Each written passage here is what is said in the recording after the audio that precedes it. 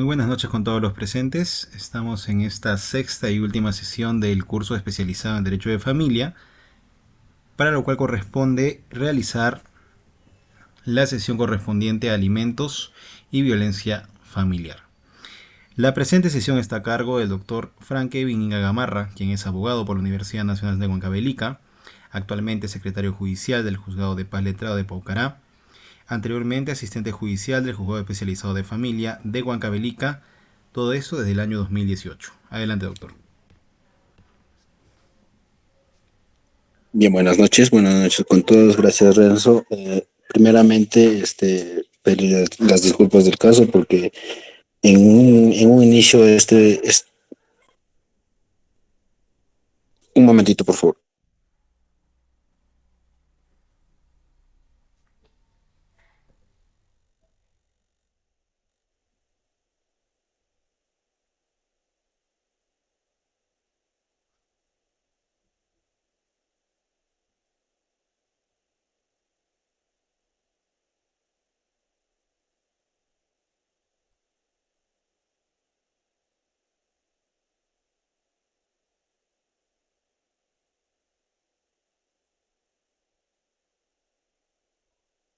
Ya, bien.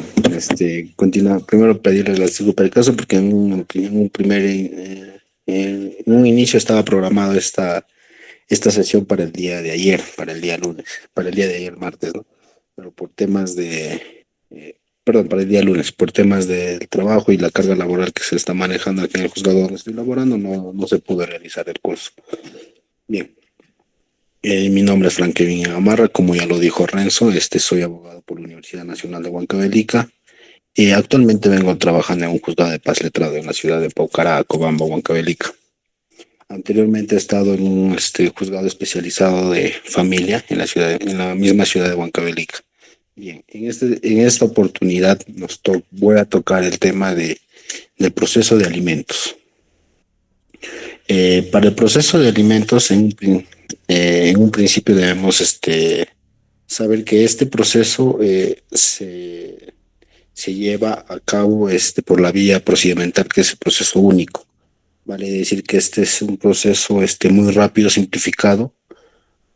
También debemos tener en cuenta que para poder llevar un proceso de alimentos, el Estado es garante. Nosotros tenemos la prerrogativa, o si no, para poder acercarnos al Estado y el Estado que nos pueda dar un juzgamiento imparcial, justo, ante un juez responsable, competente e independiente. Esto está referido al debido proceso, que es un derecho fundamental para todos nosotros, ¿no?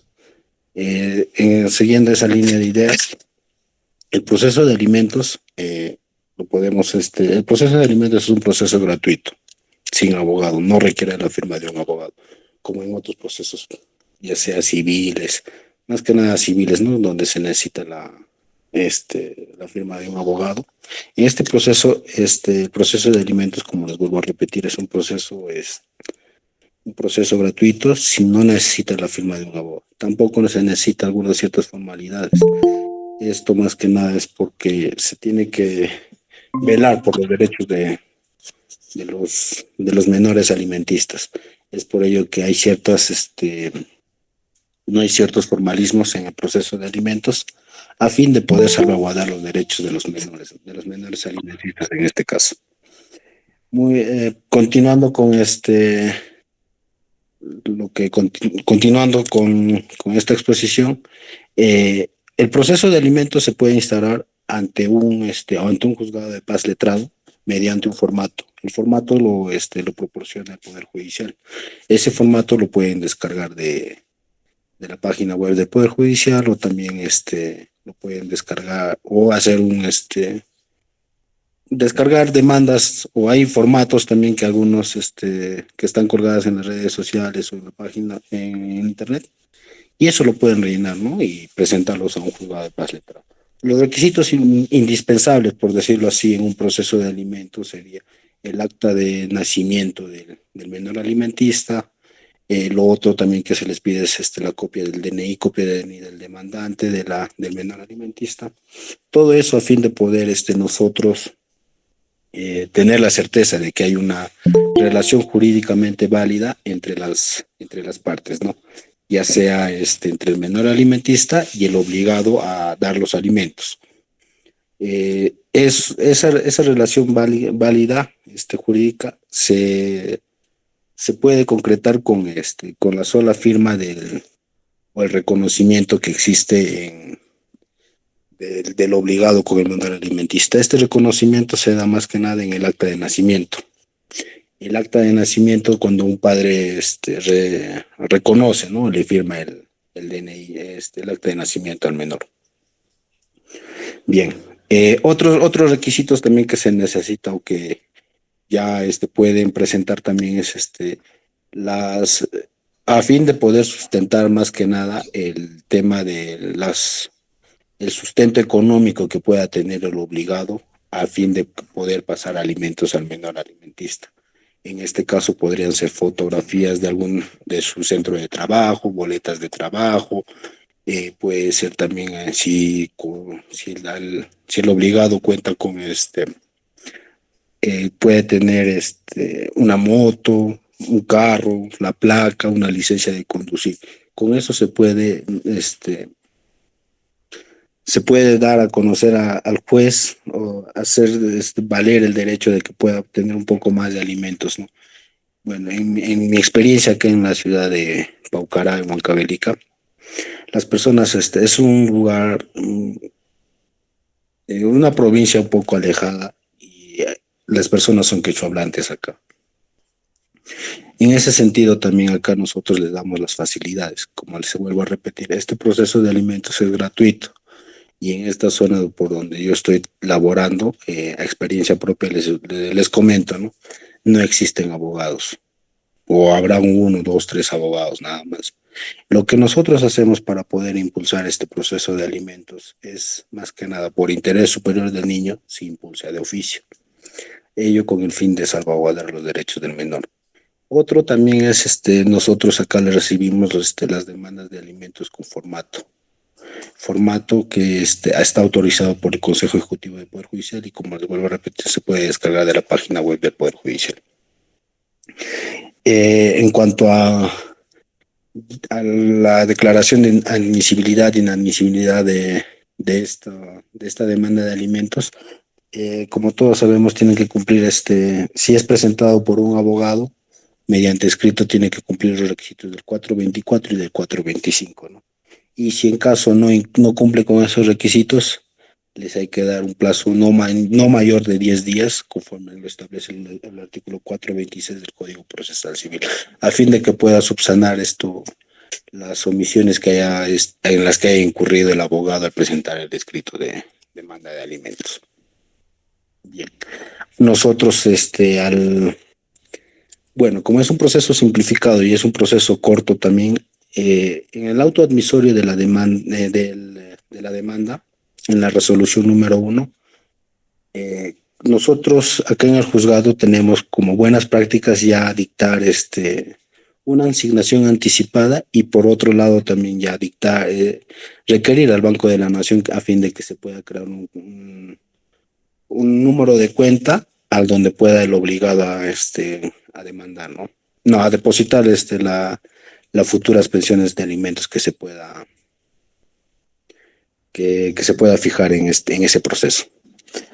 En el auto admisorio también se dicta, se señala la fecha para la audiencia única. Esta audiencia única se puede llevar con o sin la presencia del demandado. Si es que el demandado se encuentra válidamente notificado, ¿no? En este proceso de alimentos, en el acto de la audiencia se va a desarrollar más que nada. Si es que no responde, se resuelve la rebeldía. Si es que responde, se va a tener por contestada la demanda. Por otro lado, ahí también se declara sanidad del proceso en el acto de la audiencia y se fijan puntos controvertidos. Al fijarse los puntos controvertidos, en el proceso de alimentos se fijan tres puntos controvertidos. Estos puntos controvertidos van a servir para que el juez, bueno, en este caso el juez, ¿no? Magistrado, pueda desarrollar su sentencia en base a estos puntos controvertidos. Los puntos controvertidos más comunes que se puede poner en un proceso de alimentos es el tema de si el demandado cuenta con la capacidad económica o claro, la capacidad económica a fin de poder solventar los alimentos. Lo otro es las necesidades que tenga el menor alimentista. En base a estos dos puntos controvertidos, puede el juez desarrollar su sentencia.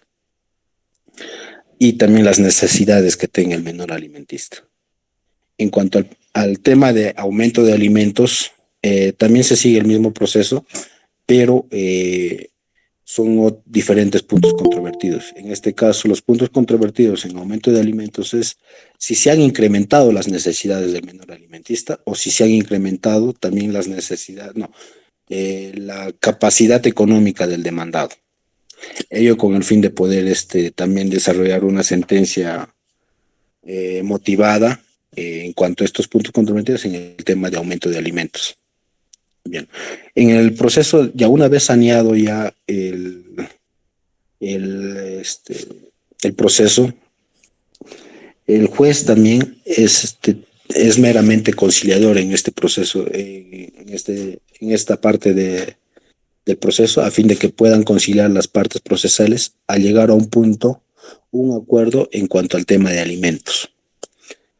Lo que regularmente acá, por mi experiencia que tengo acá en el juzgado donde estoy laborando, la mayoría de procesos se culminan en sentencia, disculpen, en conciliación. Nosotros al desarrollar la conciliación, ya les fijamos, se fija un monte de alimentos acorde a las necesidades y a la capacidad que tenga el demandado y las necesidades del menor alimentista. Ello con el fin de poder salvaguardar los derechos del menor alimentista y por otro lado también ya en ese mismo acto de la conciliación se dispone que se pueda ya aperturar o ya la señora puede ir la madre del alimentista puede ya tener en ese momento el número de cuenta y ahí y a partir de la fecha ya pueda estar depositando la pensión de alimentos al menor. Una vez de esto, si no, bueno, ahí se acaba cuando el proceso de alimentos concluye con la conciliación, si es que hubiese conciliación. Si no hubiese conciliación, también se concluye el proceso de alimentos con una sentencia. Esta sentencia es pasible de apelación. La apelación lo resuelve el superior en grado, ¿no? En este caso, estando aquí en la provincia de Cobamba, Paucará, lo realiza el juzgado civil.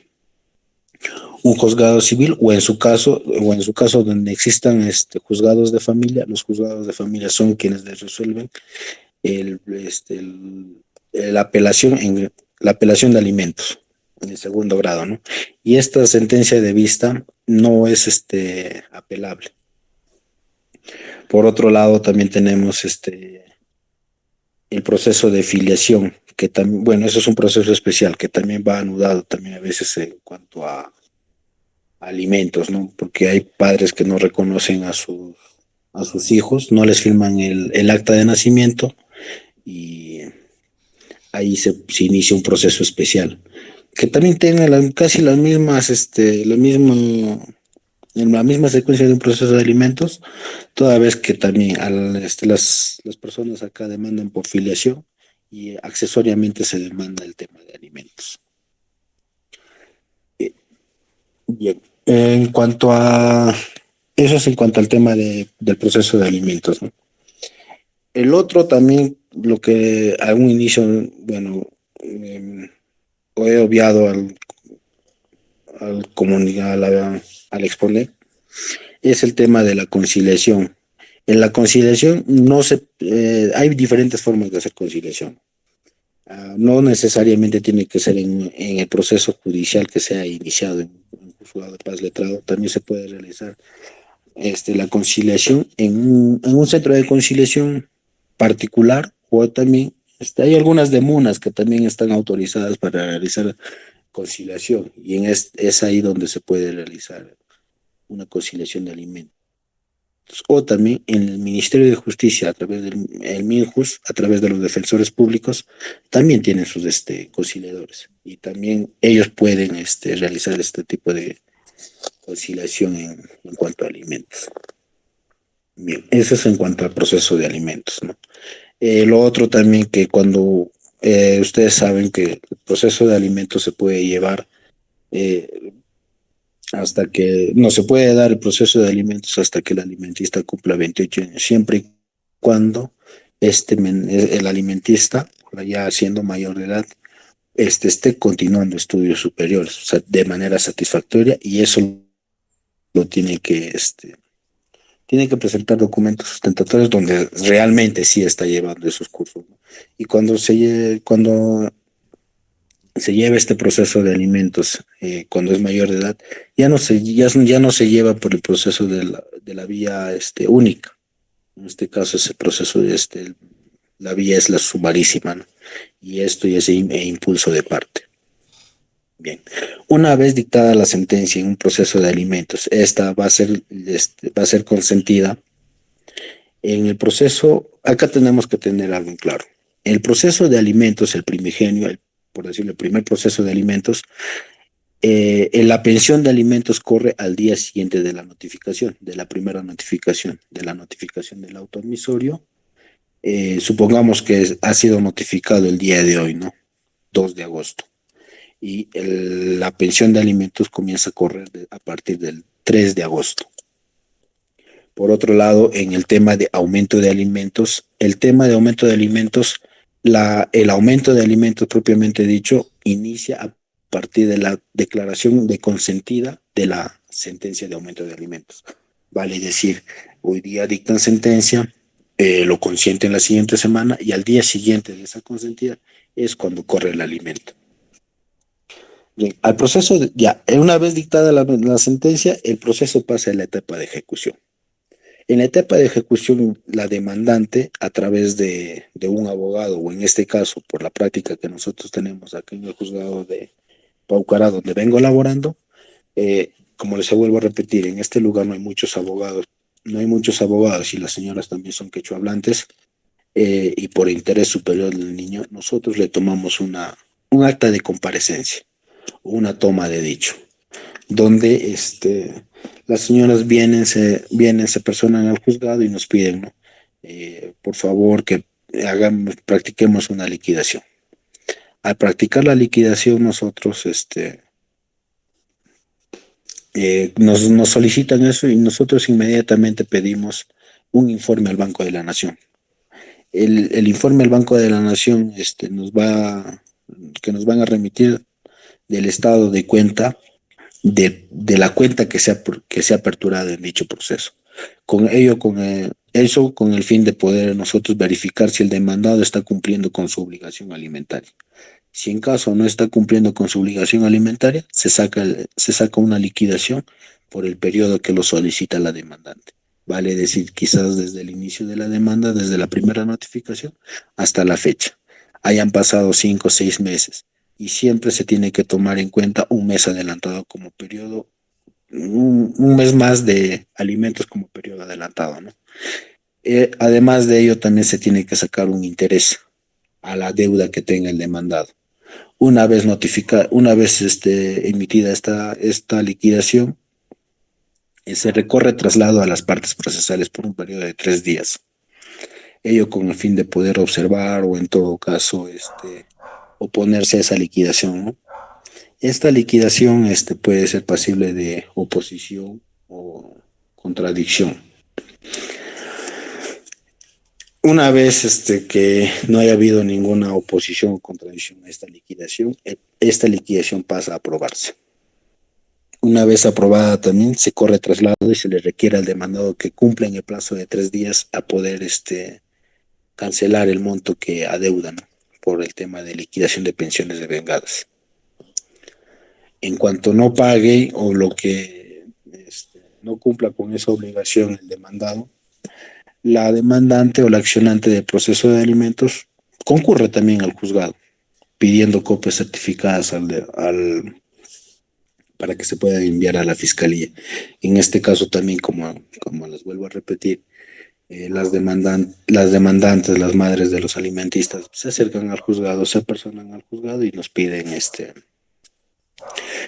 nosotros le tomamos su toma de dicho, un acta de comparecencia, y con eso se manda las copias certificadas a la fiscalía, porque hay que tener en cuenta que la remisión de copias certificadas a la fiscalía para que se pueda iniciar el proceso por omisión a la asistencia familiar es a pedido de parte.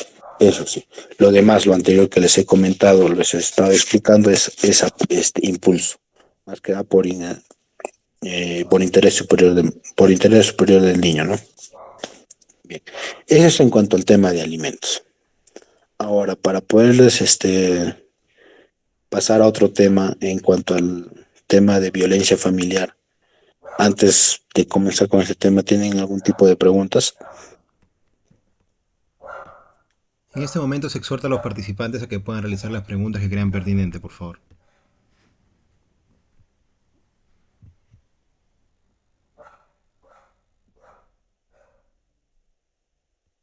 Bien, doctor, en todo caso continuamos y vamos viendo si es que existen preguntas, se las hacemos llegar. Bien, gracias, Renzo. Bien, continuando. Ahora, vamos a tocar el tema de violencia familiar. El proceso de violencia familiar, como todos bien saben, está regulado por la ley 3036-4. Es un proceso también especial donde se dictan medidas de protección. Estas medidas de protección van a estar basadas más que nada de acuerdo a la ficha de valoración de riesgo.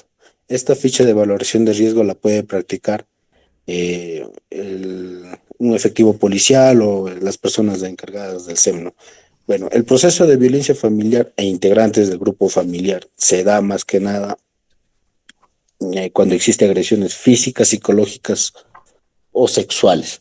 En cuanto al tema de violencia física, quiere decir puños, patadas, golpes, cachetadas, jalones de cabello. Violencia psicológica, más que nada, el tema de insultos, insultos y demás temas psicológicos, ¿no? Maltratos, gritos.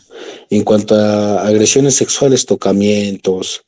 En mi experiencia laboral que tuve en un juzgado de familia, al ver nosotros temas de violencia familiar, lo que se hacía era ponderar, ¿no? Si en la ficha de valoración de riesgo existe algún tema bueno, en la ficha de valoración de riesgo arroja cuatro niveles de violencia: leve, moderado, severo y muy severo. Para los temas de severo, muy severo, el dictado de medidas de protección es automático. No debe pasar bueno, en este caso, en la experiencia laboral que tuvo, no tenía que pasar más de 12 horas. Antes de las 12 horas se estaban dictando las medidas de protección en casos de riesgo severo y muy severo.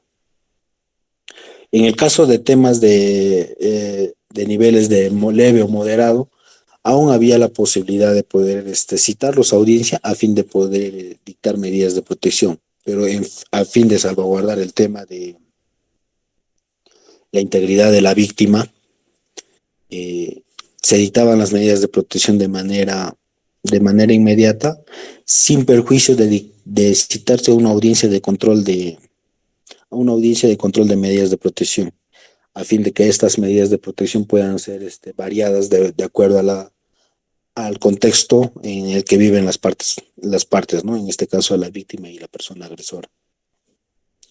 Una vez dictadas las medidas de protección, también dentro de esas medidas de protección se dispone el control preventivo por parte de la policía, las rondas inopinadas por parte de la comisaría de familia, y también se les dejaba a salvo a las víctimas el derecho de poder modificar o variar estas medidas de protección de acuerdo al contexto. También dentro de estas medidas de protección se pueden dictar como medidas cautelares, pero son muy pocas veces nada más cuando ya el caso es extremo, o estas medidas cautelares se pueden dictar como una asignación anticipada. En este caso, habían casos donde el agresor le haya pegado a la demandante en frente de sus hijos, se haya ido con su se haya retirado o haya agredido de manera violenta en estado de ebriedad a la víctima en presencia de sus menores hijos y luego se haya retirado del domicilio, abandonándole a la víctima y a sus hijos, ahí es donde se podría poder dictar como una medida cautelar una asignación anticipada de emergencia por tema de alimentos, ¿no? En favor de los menores. Y también dejándole a salvo a la víctima, iniciar un proceso de alimentos. También dentro de las medidas de protección se dictan como medidas de protección sociales el tema de una terapia psicológica para el demandado y para el, no, para el para la persona agresora y para la víctima. Bueno, acá en el juzgado donde estoy laborando también se están dictando medidas de protección y este cumplimiento de las terapias psicológicas es de carácter obligatorio para el demandado. Ello con el fin de poder, con la persona agresora, ¿no? Ello con el fin de poder socializarlo o tener empatía para que pueda sensibilizar más que nada, ¿no? Sobre temas de violencia familiar al agresor. Eso es todo, muchachos. Muchas gracias por haberme escuchado. No sé si tuvieran alguna pregunta por ahí. Bien, se exhorta a los participantes a que puedan realizar sus preguntas. En todo caso, vamos a tiempo prudencial, doctor.